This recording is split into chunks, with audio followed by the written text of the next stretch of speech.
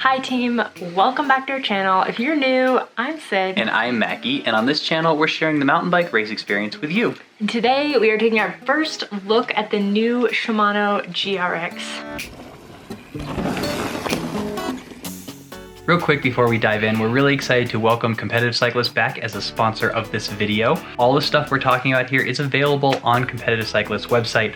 We'll have some links down in the description. Huge thanks to Competitive Cyclist for both supporting this channel and making it easier for us to do what we do. Just as we were looking through these builds, we realized that when we did our order from Shimano, we ordered the wrong size rotors. Yes, we did. But thanks to Competitive Cyclist, we were able to immediately get on the computer, order what we needed, and we will have that in time for Mackie to ride this bike on Thursday. At the end of this video. At the end of this video. We have a discount code for you guys. It is SIDMACKY15. You can use that for 15% off your first order and some exclusions apply. Dum dum dum dum dum dum dum dum dum dum dum. Okay. Here we go. So as you guys know, we are Shimano athletes. We are sponsored by Shimano. Please don't take this video as a review. We are unboxing, showing you what you're excited about. The first thing we're going to talk about is the Grx Crank Set. We decided to go 1x on the crank set. There is both 1x and 2x options. We really love not having front shifters or front derailleurs, and it means that our front shifter lever can be a dropper post lever. So we will talk about that in a second when we open up those, but pretty standard crank set. They have increased the chain line by 2.5 millimeters just to provide a little bit more tire clearance because bigger tires. The 1x chainring is a narrow wide chainring. That really helps with chain retention. Think bombing down a rough gravel road and yeah, not dropping your chain. Sounds like a good plan to me. You approve, Jack?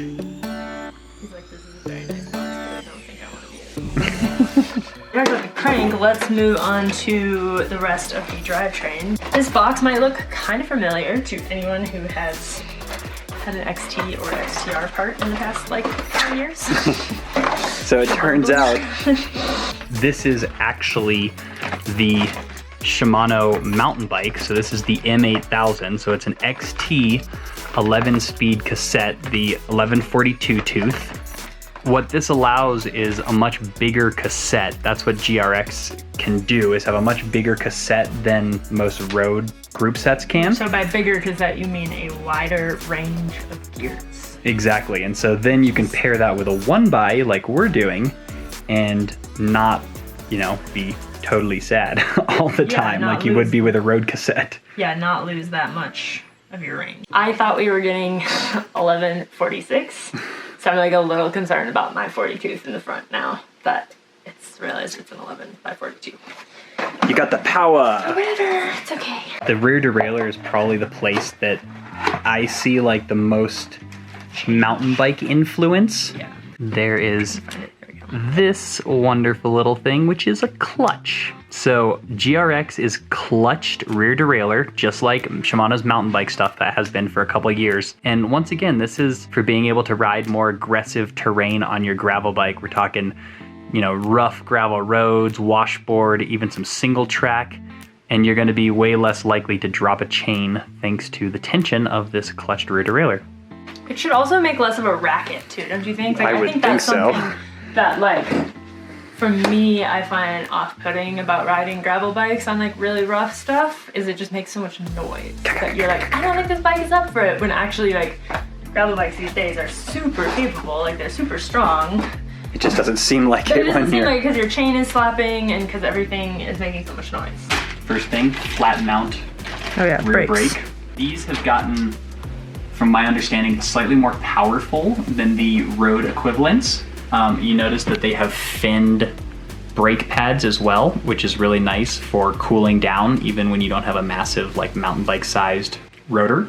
So they made a couple of changes to the GRX levers compared to the road ones. Basically, I think with the idea of making it easier to stay on the hoods, right? It's like a little bit more comfortable so too. So the lever point, which we have the block in there because we haven't connected it yet, but the point that the brake lever like starts, the access point is higher up so that on the brake hoods, you can reach lower down on the brake lever and like it feels better. So you feel more confident staying on the hoods.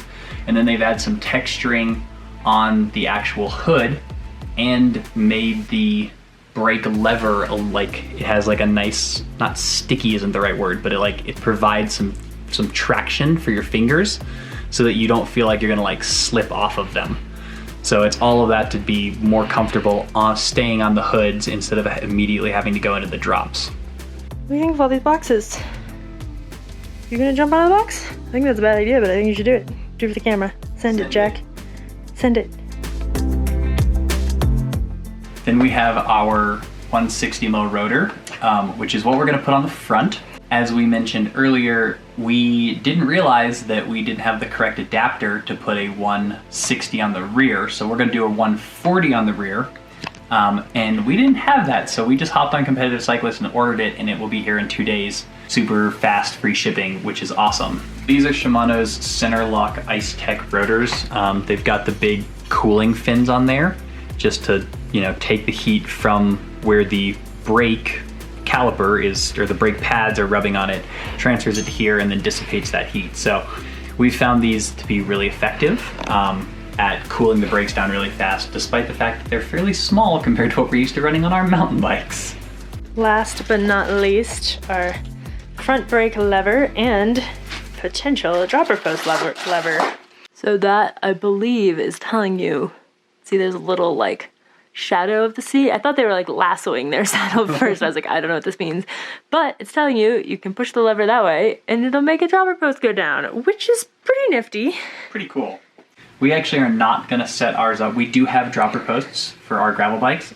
We're not gonna set that up today because we wanna ride the bike sort of in its stock setup and see how it feels. But later this summer, we will definitely be doing a install of the dropper post and a ride with the dropper post on the gravel bike. Maybe kind of see what gravel bikes can do when there's some dry single track out. Yeah.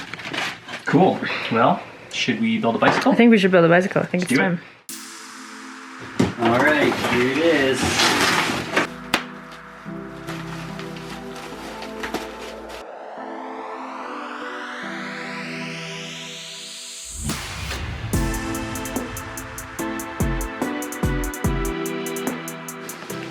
Excited? Really excited. The build was quite straightforward, as the general install procedure for GRX is the same as previous road-style group sets that we have used. The hydraulic disc brakes were easy to install thanks to Niner's internal housing guides and Shimano's system of sending the brakes disconnected but ready for easy connecting after measuring and cutting the lines. The thing that caused us the most hassle was the bar tape. How's the taping going, Mackie? Having fun? The color is perfect. The color's good. The applicator is not the user is not good. This is my third attempt, but I watched the YouTube videos, so not expert. Why is it so hard? Like, who thought up this? Like, why don't the handlebars just come padded? Right? Yeah, well, then there'd be no way to get the cables underneath. And you couldn't change the colors. And you couldn't change them, which is the most important thing. Now, the first time I did it, I got it. That is such a freaking cool looking bike, though. Like, I mean, it was cool looking before the bar tape, but the bar tape, like, really brings out the rest of the orange. Yeah. Think.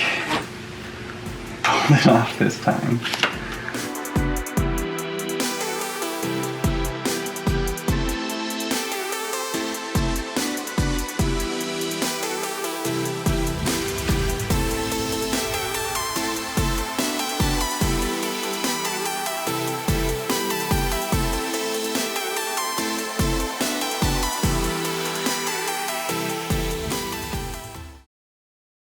Heading out for my first ever ride on the GRX.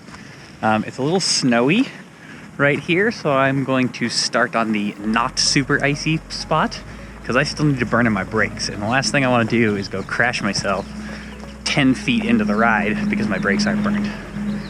I'm pretty excited though. It sounds like it'll be mostly pavement, a little bit of dirt road, maybe some single track, but I think it's a little too snowy. So I'm just riding with a couple of friends, so they're gonna show me around.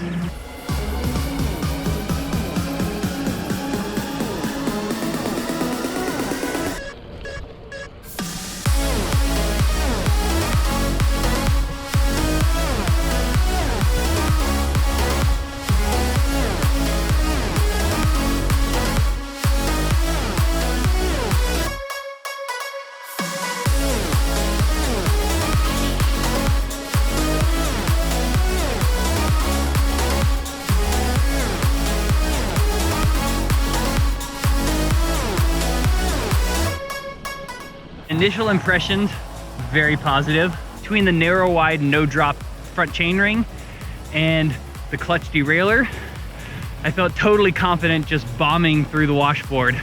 Chain stayed on perfectly.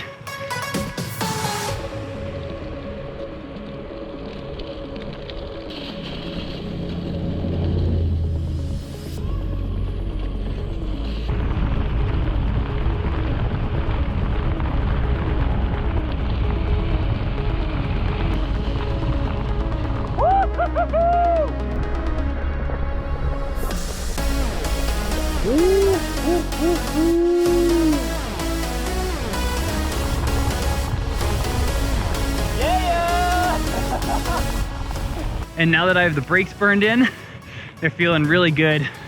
Plenty of power.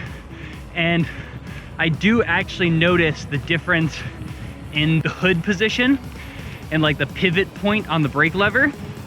It is significantly more comfortable on the hoods braking. It just makes you feel a little bit more confident staying in the hoods instead of having to go down to the drops. Thanks for tuning in. Next week, I'll be doing my first ever gravel race on this bike to truly test out the Grx group. So make sure you're subscribed and hit the bell icon so that you get notifications of that video. If that video is already out, it'll be right here. If not, check out this gravel adventure ride we did a few years ago. We'll see you there in just a second, and in the meantime, don't forget to be more awesome.